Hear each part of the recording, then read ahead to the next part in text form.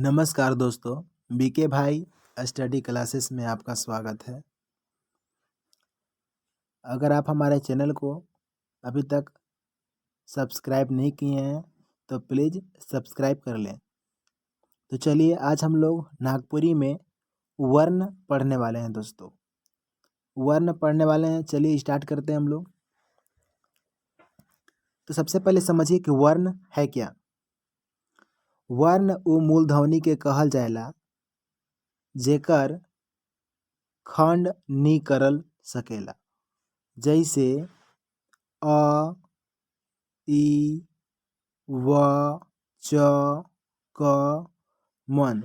जैसे गरु शब्द कर दो ध्वनि है, ग और रु। गरु शब्द का दो गो ध्वनि है, ग है और रु है। इकरो चार खंड करल जा सकेला। जैसे देखिए गरु को अ, र, उ, मतलब ग यहाँ पे लिख दिया है, इन्हें साथ में होना चाहिए दोस्तों। ग और अ, र, और यहाँ पे देखिए ये हो गया आपका हर्षव।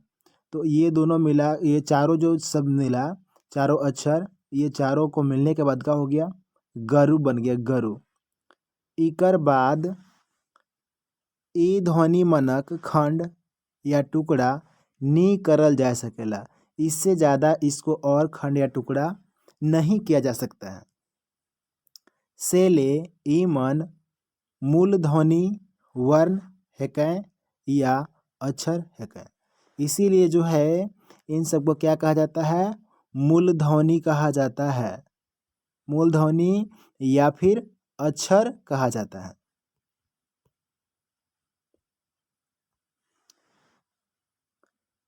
इके ई लखे कहल जा सकेला कि वर्ण हमारे कर उच्चारित भाषा चाहे वाणी कर सबसे छोट इकाई हके। मतलब कि वर्ण जो है उच्चारित भाषा का सबसे छोट इकाई है, सबसे छोटा इकाई। इकर से साफ पता चलेला कि वर्ण और उच्चारण में बहुत गहरा संबंध है।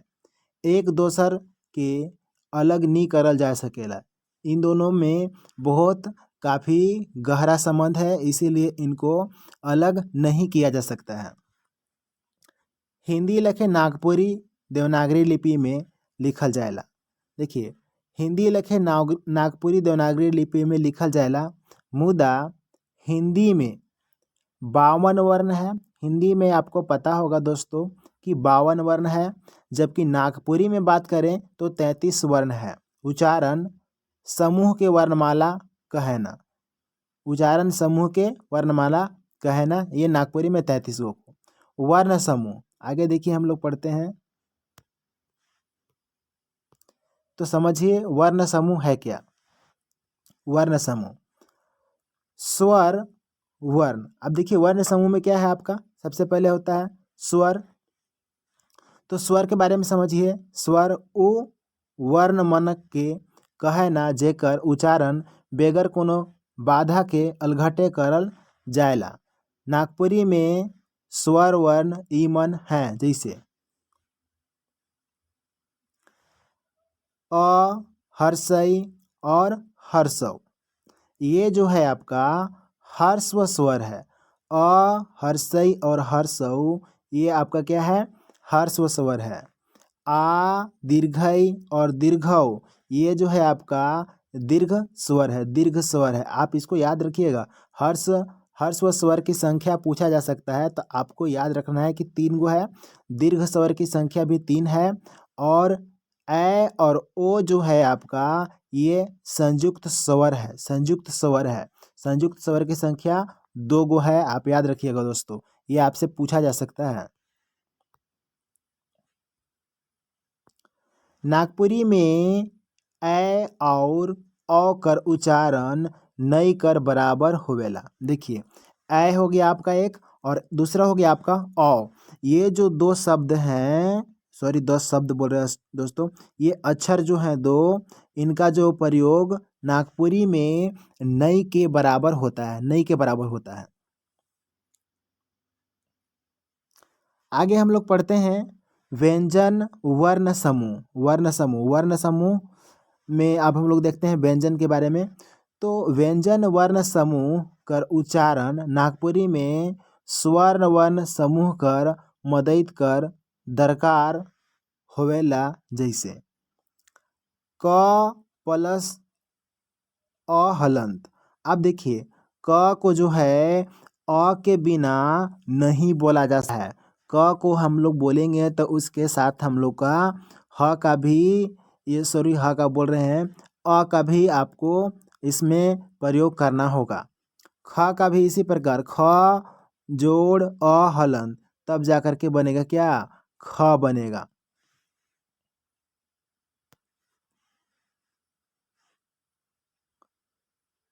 इसके बाद है हिया क और ख कर संगे अ लुकल है, मतलब अ जो है इसमें छुपा हुआ है। यह लखे लगभग 100 व्यंजन में स्वर लुकल रहेला। स्वर जो है छिपा हुआ सभी व्यंजन में रहता है। मूर्धनी न का बात करते हैं तो मूर्धनी न कर उच्चारण न करल जाएला। देखिए मूर्धनी न नागपुरी में लिखा नहीं जाता है, इसके बदले में जो है आपका ये न का प्रयोग किया जाता है दोस्तों। जैसे देखिए यहाँ पे हम लोग हिंदी में प्रायः ऐसे लिखते हैं गुण, ये हो गया आपका गुण है। लेकिन अगर नागपुरी में देखा जाए तो देखिए इस प्रकार से गुण लिखा जाएगा, इस प्रकार से गुण लिखा जाएगा। यानी कि जो यहाँ पे मूर्धनी न था, यहाँ पे सिर्फ आपका क्या हो गया, दंत न हो गया, ये वाला न हो गया। आगे हम लोग देखते हैं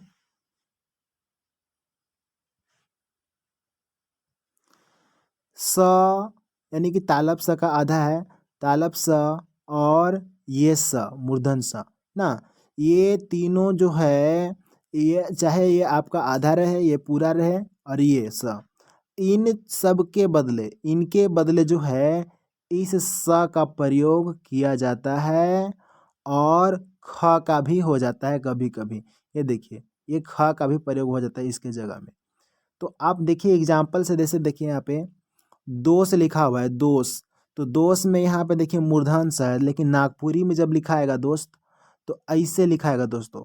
ये देखिए दो और स, दोष लिखाएगा इस प्रकार से। पुरुष, पुरुष जो है यहाँ पे देखिए पुरुष कैसे लिखा हुआ है, पुरुष ऐसे भी लिखाएगा या फिर इसके जगह में इन स के बदले में ई स का प्रयोग कीजिए या फिर ख का प्रयोग कीजिए। देखिए पुरुष को यहाँ पुरुष भी लिखा गया, पुरुष भी लिखा गया है। अब देखिए ऋषि है, ऋषि का देखिए ऋषि में इस प्रकार से भी ऋषि लिखा जा सकता है या फिर सी के जगह में अपखी का भी प्रयोग कभी कभी किया हुआ देखिएगा। तो यहाँ पे रिखी, रिखी मतलब भी ऋषि का ही बारे में बात किया जा रहा है। ये वाला बोलिए चाहे ये वाला बोलिए, नागपुरी में ये दोनों ही सही है और हिंदी में आपका ये सही है।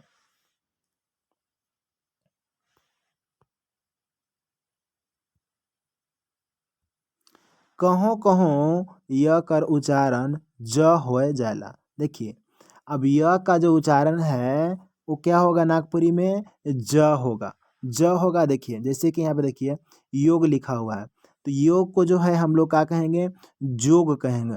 तो य के जगह में ज हो गया ना प्रयोग, योग, योग यहाँ पे क्या हो गया, जोग हो गया।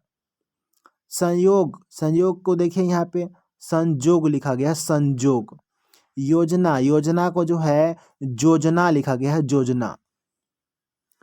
छ कर उच्चारण ख चाहे ये देखिए च छ, ये वाला सेकेंड वाला छ का प्रयोग होगा।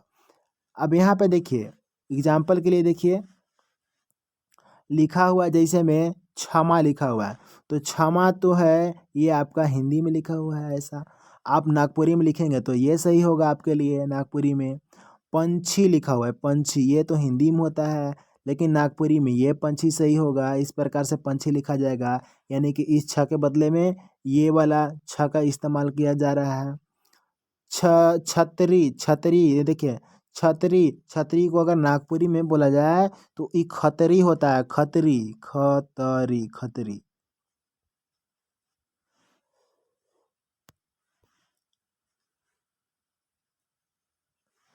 त्र कर उच्चारण त और र और ज्ञ कर ज्ञेय होता है। अब देखिए त्र से देखिए त्राण लिखा हुआ है तो ई त्राण नागपुरी में ऐसे लिखा तरान तरान लिखाएगा तरान। और ज्ञान जो लिखते हैं हम लोग ऐसे ज्ञान और नागपुरी में लिखाएगा ज्ञान ज्ञान पूरा जैसे मतलब हम लोग बोलते हैं ना एक देहाती लैंग्वेज में उस तरह से नागपुरी में हम लोग लिखेंगे तो वैसे ही लिखाएगा। अब देखिए संयुक्ताक्षर की बात करते हैं तो संयुक्ताक्षर का प्रयोग नागपुरी में संयुक्ताक्षर का प्रयोग नहीं होवेला। नागपुरी में जो है ना संयुक्ताक्षर शब्द का जो है प्रयोग नहीं किया जाता है। देखिए जैसे कि हम देखिए कृष्ण लिखा हुआ है कृष्ण तो कृष्ण नहीं लिखाएगा कृष्णा लिखाएगा नागपुरी में कृष्णा। हम लोग देहाती भाषा में किसी का नाम रहता है कृष्णा किसी का नाम है सुकना तो हम लोग अपने ही भाषा में बोल देते हैं। उसी प्रकार से यहाँ बोला गया देखिए कृष्ण लिखा हुआ है तो सीधे इसको बोल रहा है कृष्णा। पिप्सा लिखा गया है तो यहाँ पे पिप्सा हो गया ये पूरा प हो गया। तृष्णा लिखा हुआ है इस प्रकार से तो यहाँ तिरिसना तिरिसना लिखा गया। देखिए अब बात करते हैं हम लोग अपनिहित का। अब देखिए अपनिहित शब्द के बारे में तो जोन शब्द कर अंत में हर्स्व ई यानी कि हर्षई होवे और आगे व्यंजन होवे तो वो व्यंजन कर पहले हर्षई कर आगमन होवेला। जैसे देखिए यहाँ पे देखिए जैसे हम देखिए लिखा हुआ है जाति जाति लिखा हुआ है तो ये क्या बन जाएगा ये देखिए जाइत बन जाएगा। जाति है तो क्या बन जाएगा जाइत बन जाएगा। अब यहाँ पे देखिए इस सब इसको समझने का प्रयास कीजिएगा। जोन शब्द का अंत में ई होवे और आगे व्यंजन होवे तो देखिए जोन शब्द के अंत में ई होवे तो देखिए ये जो शब्द जाति लिखा हुआ है अंत में क्या है ई वाला ये हर्षई ओढ़ाया गया है हर्षई है जाति में और उसके पहले क्या है उसके आगे पहले यहाँ पे आगे दिया हुआ है आगे का मतलब यहाँ पहले है तो क्या है आपका व्यंजन है तो इसका इस प्रकार से ई बदल जाता है जाइत। और भांति है तो बन जाएगा भाइत। चाल है तो यहाँ पे बन गया आपका क्या चाइल। ढाल है तो बन गया ढाइल। ढाल है तो बन गया ढाइल। दाल है तो बन गया दाइल। कर है तो बन गया कैल। चाल चैल अपनिहित नागपुरी भाषा कर खास विशेषता है कि नागपुरी में एकर प्रयोग दोसर भाषा से बगरा होवेला। अन्य भाषा से ज़्यादा नागपुरी में इसका प्रयोग होता है।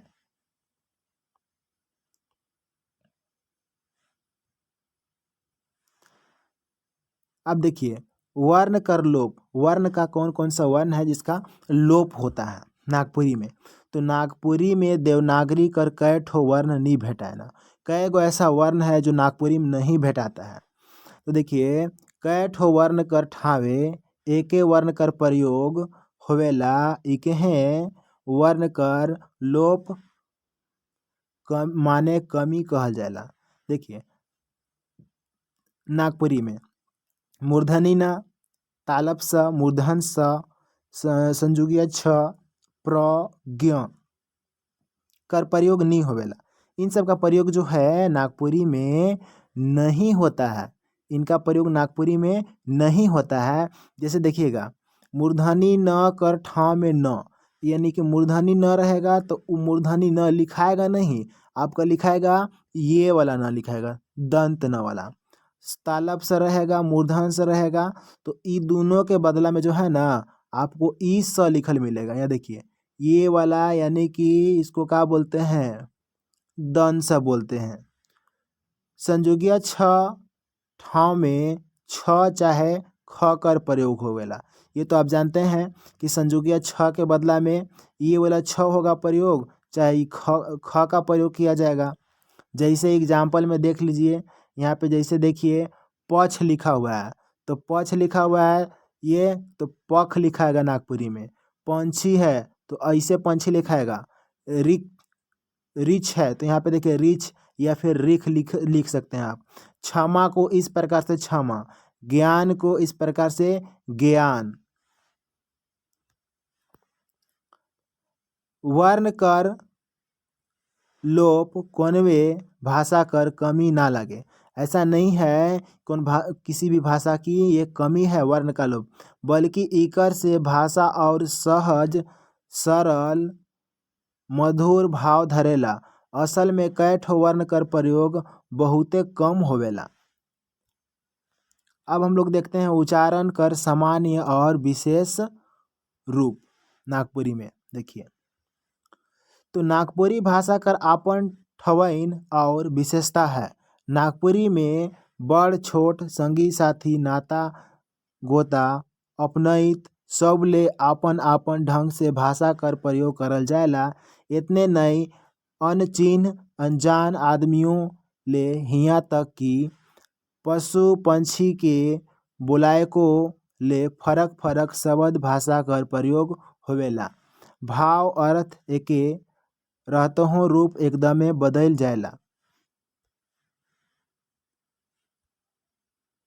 मोटा मोटी नागपुरी में भाषा संबोधन कर ई लखे प्रयोग होवेला। अब देखिए भाषा संबोधन का प्रयोग हम लोग देखते हैं। अति समान सूचक प्रयोग, अति समान सूचक प्रयोग नागपुरी भाषा कर सुंदर इकर में दिसेला। आपन समाज घर परिवार कर मानिंद सम्मानित आदमी जैसे गुरु राजा जमींदार मुखिया चाहे नाता में ससुर साइस समधी समधीन बरसार आसारी मन ले अलगे बरन कर शब्द कर प्रयोग होवेला। स्नेह औरो बड़ बड़ुआव मन से बातचीत गोइठ में इकर प्रयोग होवेला। जैसे देखिएगा मतलब कि अपने से बड़े लोगों के लिए अनेक प्रकार के जो लोग होते हैं रिलेशनशिप में, उन सब में अलग अलग शब्दों का प्रयोग किया जाता है रिश्ता नाता में। देखिए रावरे या तो कर जगन अपने कर प्रयोग करल जाएला। देखिए रावरे रहेगा या तो रहेगा, अब इसके जगह में जो है ना अपने का प्रयोग किया जाएगा। अपने हजूर अपने खा लें, हजूर अपने खा लें मतलब अपने से बड़े हैं उनको सम्मान के साथ बोला जा रहा है। दादा साहब अपने जाबे, देखिए दादा साहब जो हैं उनको भी सम्मान के दृष्टिकोण से देख करके बोला जा रहा है कि वो अपने चले जाएंगे। लाल साहब अपने आवल जाए, अपने आवल जाए। क्रिया में एक वचन कर ठाम में बहुवचन कर प्रयोग करल जाएला। देखिएगा साधारण में रावरे खाब एक वचन है, रावरे खाब क्या है एक वचन है।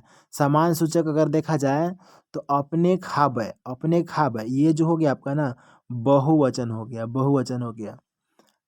हया रौरे या अपने।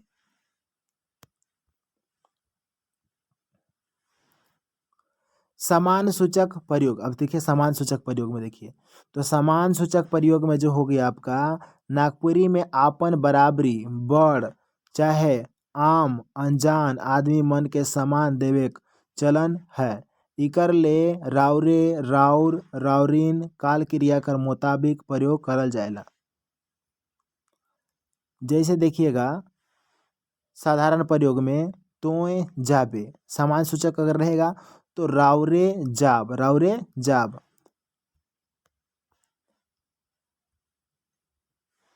हिया तोय रावरे, तो ये सब जो शब्द है ना समान सूचक शब्द है।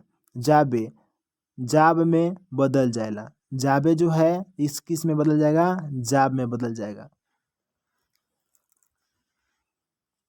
आगे देखिए दोस्तों, आगे हम लोग पढ़ते हैं साधारण प्रयोग। साधारण प्रयोग किस प्रकार से होता है इसका, तो साधारण प्रयोग आम गांव घर बाजार चाहे आपन से छोट मन ले नागपुरी में तोय कर प्रयोग होवेला। ई प्रयोग नागपुरी में सबसे बगरा होवेला काले कि समाज में आम आदमी बगरा रहे ना और वो मनक आपसी सरोकारो बगरा रोज दिनक बाद विचार व्यवहार में होवेला। जैसे देखिए जैसे में तोय जाबे तोहरे मन जाबा तोहरे मन जाबा, ये आपका क्या है, साधारण प्रयोग है। तोय खाबे, तोहरे मन खाबा। ओ जाय उमन जाबे, उ जाय या फिर उमन जाबे, यहाँ पे अलग अलग होना चाहिए, ये मिसप्रिंट है दोस्तों।